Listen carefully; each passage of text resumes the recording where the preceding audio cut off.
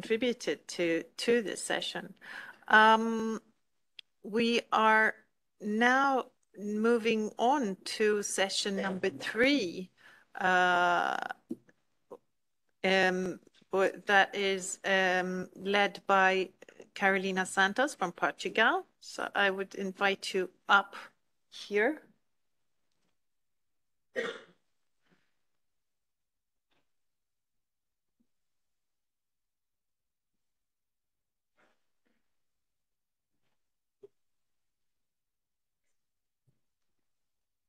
And there's no need to present Carolina because she's already presented herself earlier today.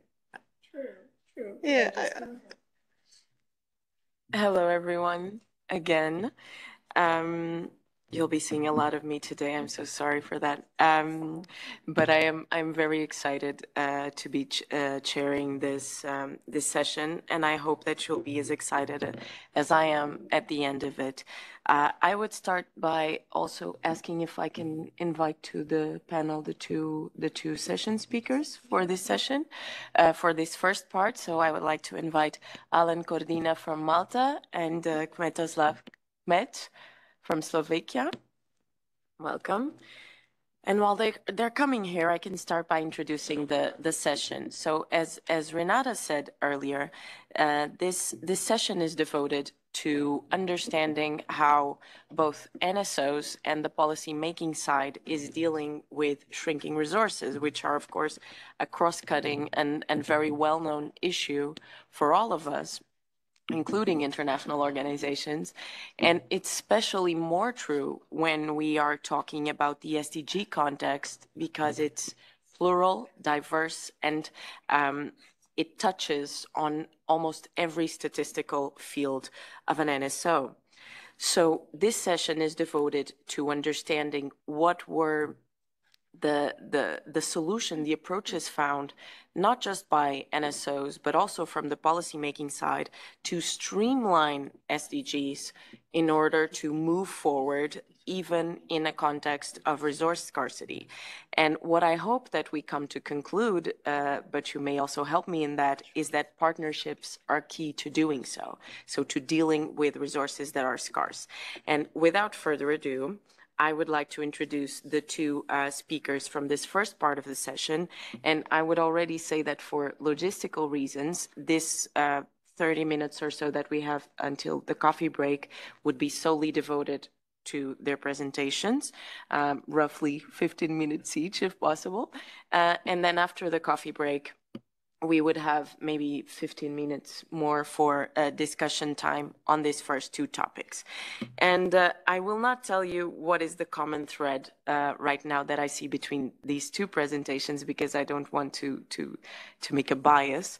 But I do think that they have very interesting contact points. So the first presenter, Kmetoslav Kmet, I hope I said the name, is the director of the Department for Strategic Planning and Regional Innovations in the Ministry of Investments, Regional Development and Informatization in Slovakia. His current portfolio includes National Strategic Planning, the 2030 Agenda, the Vision and Development Strategy for 2030 Agenda. The 2050 is under preparation, and his vast previous experience includes dealing with European structural and cohesion funds in the transport sector and being a diplomat of the permanent representation of Slovakia to the EU. So thank you, Kmetoslav, and the floor is yours. Thank you. Thank you very much, dear Carolina. Should I turn on or is it? Can you hear me well? I'm not experienced here. Thank you very much for inviting me. And I would like also to personally thank to Madame Tina Luigi because it's her deserve that I'm here with you. I'm not a statistical expert, and I understood roughly 30% of what you discussed in the morning and now. But what I understood at the end of the previous session was that the debate on statistics inevitably leads to strategic debates. And this is what I understand even from Abdullah and others. And maybe this is the right timing for me and my colleagues to come in here and give you a presentation on strategical aspects connected with SDGs. The title of my presentation, you can see, is Vision and Development Strategy. Under it, Agenda 2030 and Strategic Planning. Too many sentences maybe for a title, but there is a reason behind it. It shows that we closely linked implementation of SDGs with overall strategic planning in the country. We think its idea is right, but I'm not going to boast about it because it's also very difficult and the real implementation is still uneasy. So the strategic planning issue was really the background based upon which we built our implementation of SDGs, and the thinking behind it was that really we need a long-term overarching strategy to address current global challenges. Actually, global challenges are no longer global, but very much national. I come from Central Europe, and near the village I was born was tornado in Central Europe that I saw only in US, American drastic movies, and we have it now. Climate change is terribly rapidly deteriorating. It's much worse than it was 2015. We have to rethink our priorities at global level and at domestic level at the same time. Because if we really want to solve the long-term global challenges, then we really need to have a national, but also at the national long-term investment stability, long-term program, which goes far beyond 4-year election cycle. Of course, we live in democracy, and a new government has the right to come up with their own planning, their own programs, but it seems we have to limit it to some extent. Maybe it's against democracy, but planet Earth doesn't care what kind of government is with power. Simply, it's warmer and warmer every day. So this overarching strategy is actually very important, and let me show you how we started in our country to do it. In the country in which strategic planning was for long somehow politically forgotten and neglected, given the changes after '89, because before that we had a 5-year national plannings under socialist regime, and when we changed, then everything was market-oriented, and planning as such was almost politically forbidden. The wake-up call came in 2007, 2008 during economic crisis, when it turned out that we simply need planning. We need planning nowadays, because without it, we are not able to avoid crisis and to solve long-term issues. So at that time, we started strategic planning on infrastructure side. Infrastructure side means that we were supposed to come up with national strategic, it says investment framework, but on infrastructural side, it was at that time the wish of the Deputy Prime Minister under which I work at that time. So we look around how to do this, because as I said, this was for a long time neglected. And we picked up a UK example that you can see on the left, National Infrastructure Delivery Plan. At that time it was 2016, 2021, but the first one was drafted under Tony Blair in 2010, just after that economic crisis. Because even in the country like UK, which is very much market-oriented and conservative, they probably found out that they also need planning, and they came up with this plan which we really wanted to follow, make similar one in Slovakia. We were even in this Her Majesty room with the people who do it in the UK under Infrastructure and Project Authority, and we really tried to make a similar plan, but it turned out very soon, and you can see it's not possible to do such a long-term plan from the scratch unless we build strategic planning in all its dimensions. No overall strategic planning, no NIP is the sentence that you can see here. Then there are legal and institutional obstacles to making it, because there are silos in the public administration. Our government and our coalition and our political system is based on act on competencies, which means that each government which comes to power is created by political parties. They divide the portfolios, they divide the ministries, and competence law gives powers to those ministries into portfolio given. The problem is with cross-sectoral issues, which touch several ministries at the same time. Our competence law somehow has forgotten this issue, and Agenda 2030 and SDGs, they are all cross-sectoral by character. And it was it's very difficult to implement SDGs under such a legislative umbrella. So this strategic planning led also to the necessity of changing this act. We haven't yet succeeded in doing that because it's a sensitive political issue, but we have to continue. Without that, it's not possible.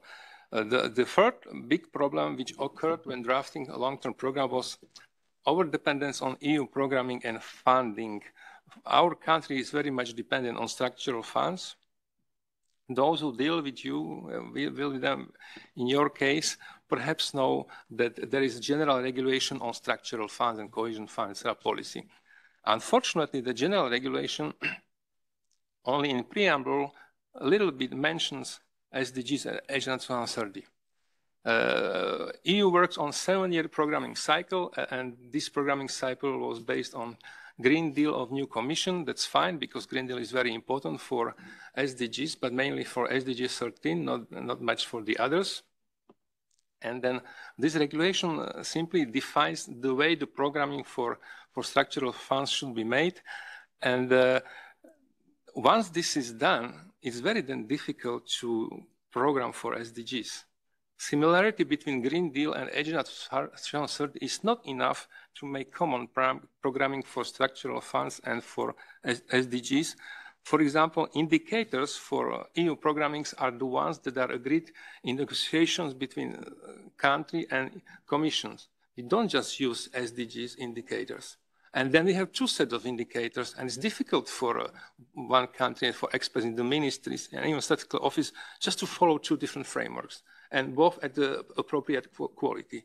Very, very difficult questions to answer. Now, let's move on.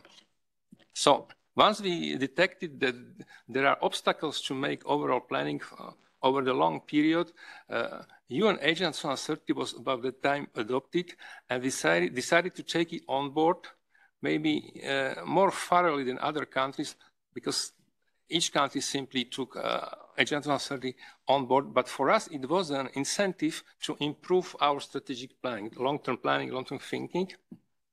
You can see here that we divided the job within Ministry of Foreign and European Affairs, which is still responsible for external dimension, maybe this official development aid, and then at that time, Office of the Deputy Prime Minister for internal dimension, it means individual ministries.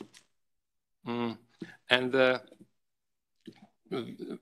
this pyramid that we developed shows geometrically what we mean under strategic planning using Agenda 2030.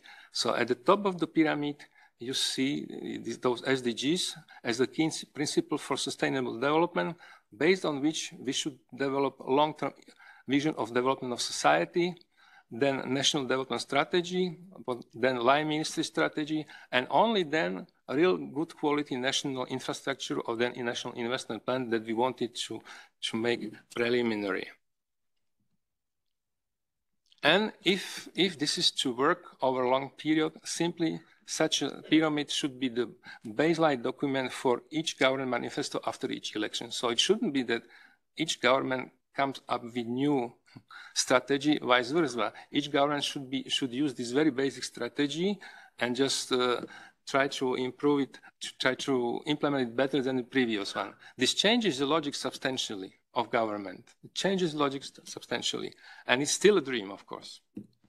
Now, the first stage of the pyramid, let me use this term because it gives the feeling, was definition of SDGs in Slovakian context, and we used a very strong participatory process in cooperation with special plenipotentiary of Slovak government for civil society, and we defined 6 national Agenda 2030 priorities, 6 national. you can see relevance of individual SDGs to each national priority, but it's not just we divided 17 into 6. During participatory process, other issues important for sustainability were requested by participants from academia, civil society, regions, etc., all those partners.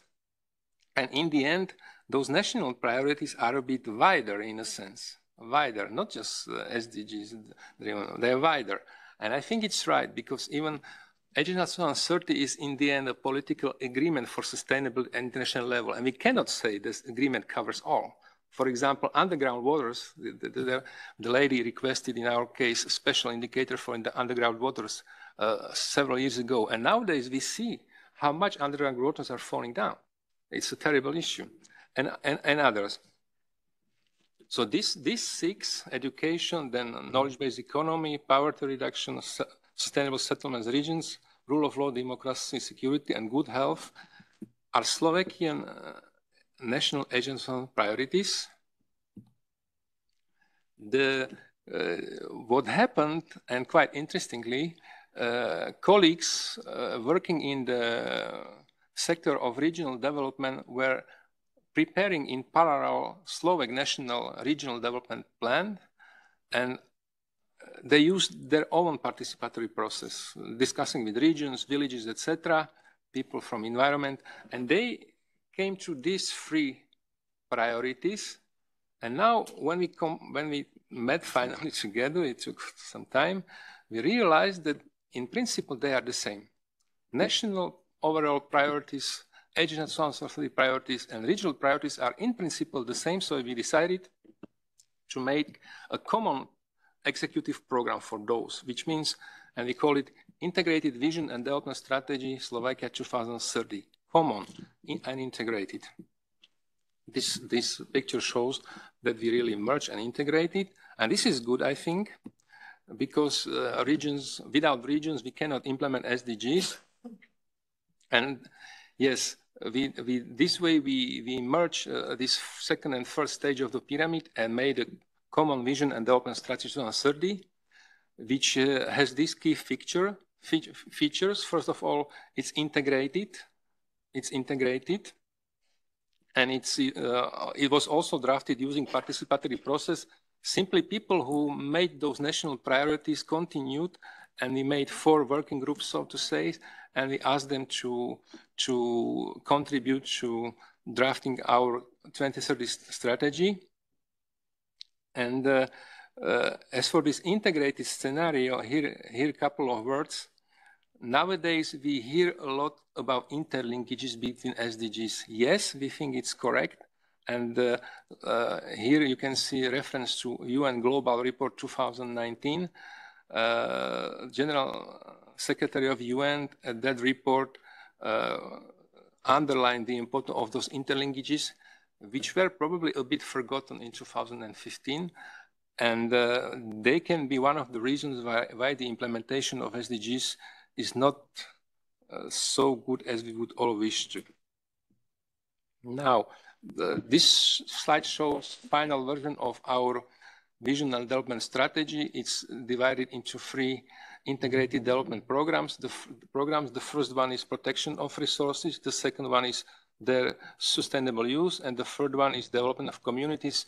Here is a regional context underlined the strongest way. As for indicators, yes, we cooperated with our National Statistical Office, and SDGs indicators that were present in Eurostat for Slovakia were discussed during participatory process and were slightly adopted, simply adopted, and they are annexed to our vision. 75 indicators. So that was about this 2030 strategy and national priorities. So what next? We are preparing now Vision and Development Strategy 2050 with continuing involvement of wider society. And that all means what Karolina actually said at the beginning, share of power in the end, share of power. Long-term strategies cannot be made with a wider public. It's not just up to government to do it. This quadruple helix shows what what is needed for SDGs and what is needed for long-term programs. It's societal innovations, that share of power between government or public administration, civil society, academia, and private sector. Now, let's go to the last, I think, 3 slides of this presentation. First of all, this year is a midterm review of Agenda 2030. Just months ago, was it? I took part at the meeting of organized by the presidency of EU at the moment, which is Sweden, and I am a member of working party for Agenda 2030 there. And they brought us to Stockholm, and we were informed that the new global report on SDGs prepared by international scientists is due to be issued soon, this or next month. And one of the scientists present there showed us preliminary results. Bad results. Bad results, maybe EU moderate progress, but globally there is a big map. There is nothing to boost about. And if this is a midterm review, so the conclusion of scientists is that if business as usual, SDGs will not be implemented. So we need strong steps. And then their recommendation is focus again on SDG interlinkages, which was very pleased to hear because we did it before, international spillovers, integrated scenarios, and international cooperation stronger. This is their recommendation. As I say, this report will be released soon, and I think it should be taken very seriously for all officials who are preparing now high-level political forum for this summer and for the summit which will take place in September. Slovakia is preparing now VNR 2023, and this is the reason why I'm here. I'm just 2 last slides, because when preparing that VNR, I realized that there is a big gap for Slovakia in UN database. We decided to use UN database indicators to show the progress on SDGs. This was recommended by our statistical office, and there are reasons for that. In this world, there are so many organizations making their own indicators and progress on them. Eurostat, ESDN network, and others. And we think we should go back to the mother where it was born, and it's UN. Otherwise, it's difficult to compare. And as I understand before, different resources, different indicators, different methodologies can lead to mess. And we are coming back to UN database, but that is not complete. And to me, as not expert in statistics, was actually a big surprise. So I was trying to find out why. There are many reasons for that we discuss even here. But the key messages for VNR will be in this midterm review. VNR presentation should not be a red carpet issues, should be really honest and say very, very openly, where is the gap, why is that, what we should do. It shouldn't be just a political speech. Then, second important point, we think coordination at UN level should be better for SDGs implementations. And I'm really happy that this working group is doing that for statistics, but I think the same should be for strategic planning in general. An integrated approach should be a prerequisite for SDG implementation. A last slide is with teasing questions, as I named them. I always hear to very famous sentence that global agenda was adopted at UN level, and then it's up to member states to implement it. As I think it's totally wrong. National implementation of global agenda is simply not good. That simply doesn't work. And global reports do not confirm that national implementation is enough. If global level is too large, why not macro-regional approach? Yes, I can easily imagine that working parties for SDGs implementation, for strategic issues, I mean, should be established in each UN office. There are 5 in the world. SDGs reporting one by one or in groups. We think that current approach to implement one SDG by another, This integrated approach should be then followed also in indicators area. And we like ESPON approach, ESPON study of 2020. ESPON is European Organization for Urban Development. They group indicators into several areas for personal life, for environmental, etc. And we think this is a better approach. Should EU take leadership in the world? The last report of European Sustainable Development Network is proposing that. And at the time I was writing this presentation, there was a meeting called by European Economic and Social Committee exactly on this issue, and they proposed it to our working party several times. Thank you very much, and questions probably after another presentation. And I apologize, maybe I exceeded 15 minutes, but sometimes it's difficult. Apologies. I'm controlling myself not to make your questions right now, but I know that Alan has an equally interesting presentation now on the statistical dimension, so I ask him to come forward. And I will briefly introduce him. Many of you already know him. He's the head of International Statistical Corporation and Sustainable Development Unit at the National Statistics Office of Malta. He has served as first secretary at the Permanent Mission of Malta, as an expert on human rights and humanitarian issues, as Malta's consul to New York, and at the UN, Alan has also served as vice president of the UN Open-Ended Group on Aging. Alan, as many of you know, has a vastly large experience, including also the presidency of the Council of the EU. But I guess I'll put that aside and let your words speak for you, and just mention that you are currently a PhD candidate at the Institute for European Studies. So go ahead, Alan. Thank you. Thanks, Carolina. Good afternoon, everyone. I think, as my colleague, I have to make a disclaimer that I'm not a statistical expert. I think it's needed, right? You know, when I joined the NSO some years ago, and I started interacting with the statistical community, participating in events, one of the things I learned first was that NSIs strive two things. They want to be relevant, or to maintain their relevance or to be relevant, and to keep burden low, no significant additional burden. Now, the million-dollar question is how to get both, right? Because if you invest, then, of course, you have more burden. And the question that we strive to do at the National Statistics Office in Malta is exactly this. How exactly can we balance being relevant in this data ecosystem and also minimize as much as possible the burden? And we started to answer this question by first identifying what is burden for us, right? As a small state, as a small office, our burden might be different than yours. So we had to really understand our sort of burden. And they can be summarized in very general terms in these 4 points.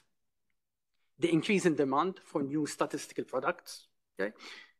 Negative priority doesn't exist. I heard it many times, but in reality, in practical terms, it does not exist. So statistical output is always on the increase in quantitative terms. But not just that, even what new statistics is being required from us.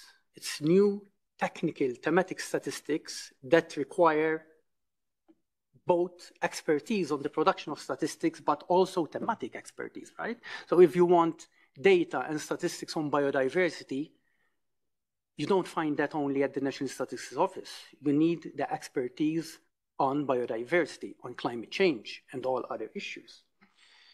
And that brings to the second problem we have, is that we don't have a national statistical system. So for every statistical product, everyone looks at the NSO. They expect and pretend the NSO to cover all gaps. Of course, we do communicate with our national agencies, but we don't have a platform with which we do it. We have to have separate MOUs, separate discussions for whenever we need something from it. And that is burden. Lack of public knowledge on official statistics. You know, people do not really make a difference between official statistics and other statistics. They have an idea between the statistics of the NSO and statistics of another agency, but they don't know the quality difference between both of them. And so for the outside world, outside the statistical system, statistics is the same, just produced by two different entities. And this is our fault. We always say yes. Okay? We are compliant. If the policymaker, if users want more statistics, we never say no. We try to shrink, stretch our resources to give them what they want. We're part of the public sector, and we are quite conservatives. We don't say no. So we always try to please. We always try to stretch our resources to give them. And when we look at them in our context, we realize that these 4 points are linked. And for us, they create the cycle of what we call the burden cycle. So we don't have a national statistical system, so that puts pressure on us to do all output of official statistics required. We always say yes. That increases burden on us, and we provide the statistics required. Once we do that, we continue the narrative. There's no need of a national statistical system. Because the government sector would say, why would we change if the National Statistics Office is already providing what is required? And the government sector will not change. If something works for 30 years, why change it now? So that continues to feed in what small burden in time becomes quite significant for us. And immediately we came to realize that to change, we have to change the cycle. And we already knew where we wanted to go. We wanted a system which is decentralized when it comes to the production of statistics, the output. It is decentralized, but keeping the centralization of the national statistical processes, like a quality assurance framework, and also the management of the data ecosystem. So while we keep the decentralization to the expert agencies, we keep the centralization of the underlying statistical process, and to create a platform from which communication and coordination could happen. So we knew why we had the problem, why we had the burden. We knew where we wanted to go. The remaining question was how to do it and what to use to do that. So we needed something which is politically interesting, includes all ministries and government departments rather than just one ministry. It can be internalized in the national processes, in national strategies. It had public appeal to bring everyone together, interested towards the project, and flexible. Flexible meaning that we can contextualize it within our own context. And we had the Sustainable Development Goals, which covered all these points for us. Politically interesting because every speech by every minister, they mention Sustainable Development Goals, whether it's relevant or not for the case, but they still mention it. Broad involvement, no issue was left behind by the SDGs, and they cover everything. Streamlined, all national strategies start with an introduction linking it to the SDGs in very broad sense. Public appeal, people love, multi-society love to see how they fare when it comes to sustainable livelihoods and health societies, and flexible, meaning that we can contextualize it within our context. And also important for our office was that it can also be linked with the 6 priorities of the European Commission. We don't know how all these will hit us as a statistical office, but we knew that the Green Deal hit us a lot, not just the NSO, but also other government agencies. So we said that if we start looking and starting coordination on the sustainable development indicators, we might perhaps prepare the path. So when legal obligations come related directly or indirectly to the SDIs, we perhaps would be more prepared to address them. So then we realized that we needed to do something, right? It's not just theory, black on white on paper. We needed to actually show that we are on top of the national processes with regards to the SDGs. So we started doing research, and we started research by first contacting the ministries and agencies, asking them if they do transmissions related to SDGs. We practically had no replies. So we took a different approach and started contacting custodian agencies and checking their websites. And from there, we got everything. We started backtracking the data, mapping the data, and we mapped who were the Maltese focal points for the majority of indicators. And we also did a very broad search on all possible data, national or international, that can be used to monitor Malta implementation on the SDGs. And then we decided how we communicated. We did it by a two-way approach. We packed everything in a publication and published everything in one document. It was in December 2021. And we also communicated this message indirectly. Now, when custodian agencies send their statistical product in line with the methodology of that particular indicator to national agencies to ask for verification, ministries or government agencies used to send that data to us as a National Statistical Office to verify the data without even being involved in the data transmission process. But once they see the word statistics, it's an NSO, it's not ours. So they send it to us. That showed to us that they don't know the process and expected the NSO to always fill in the gaps because we were always compliant, right? So what we started, at least under my watch when I took over, is that I started saying, no, we cannot do it, and tell them why. Because there is this process, you send the data, it's yours, you have to take accountability. I said it once, twice, and 3 times, and then I received a call from the ministry. Okay, what is happening, Alan? I mean, something has happened. So I was invited to actually participate in a ministerial SDG focal point, which was set up by the Sustainable Development Act. And I highlighted all the concerns and all the research we did and what we found out from all the work we did. And we proposed the establishment of a national expert group on sustainable development indicators. Not political, we just wanted the technical experts of all entities, all ministries related to any of the topic related to the SDGs to be nominated as experts. And we then were invited to do our presentation and our proposal to the Cabinet of Ministers, which we did. And of course, they approved. And we always had political backing. As long as we do it, not them, we always had political backing. And we did have a political backing to start this task force. So all indicators are mapped with an expert, are linked to an expert, irrespective whether they think that the SDI or target is relevant to Malta or not, because it's extremely easy to say that target is not relevant. It's extremely easy to do it.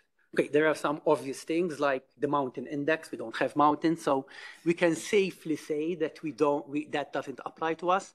But there are some gray areas. And this national expert group also serves, and I think this goes to one of your questions by your colleague there, that this task force needs to decide collectively whether that is relevant for us or not. They cannot expect the statistical office to do it.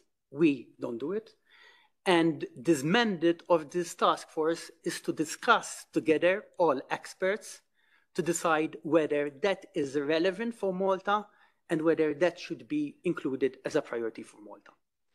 And these discussions feed in the national process for the development of the SDG Action Plan and the National Sustainable Development Indicator Framework, which is in the making 7 years now. They're still doing it, so we hope that with our input, they finally finalize it. We steer the process of this expert group. We prepare technical reports for every SDG. We hold meetings with custodian agencies. We have a lot of arguments with them on data not tallying with our data. Sometimes they do accept, sometimes not. So it seems that all custodian agencies have their different approaches. And we follow up on whatever is discussed.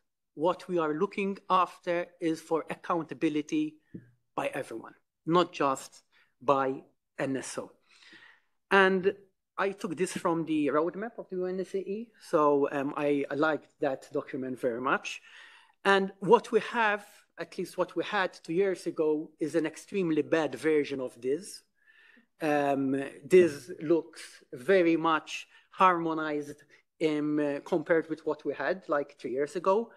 And our aim of doing all of this work is to eventually be this.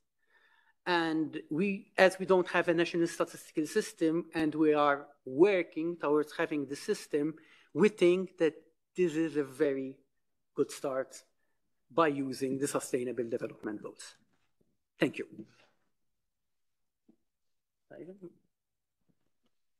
Thank you, Alan. And as I told you before, we will save the discussion part for after the coffee break. But I think that by now I won't be biased by saying that there is a clear common thread between these two very interesting presentations, which is streamlining the SDGs for something bigger. And even this morning, with the presentation from our colleague from Belarus, that was also true with data transmission. So you use something as powerful, as engaging, as what was the word that you used the word for how broad it is, for how it facilitates the involvement of the whole of society. Holistic. It was maybe holistic. To reach overarching goals. And I think maybe that will be the starting point of our discussion time. And now I would give back the floor to my lovely chairs to know what happens next.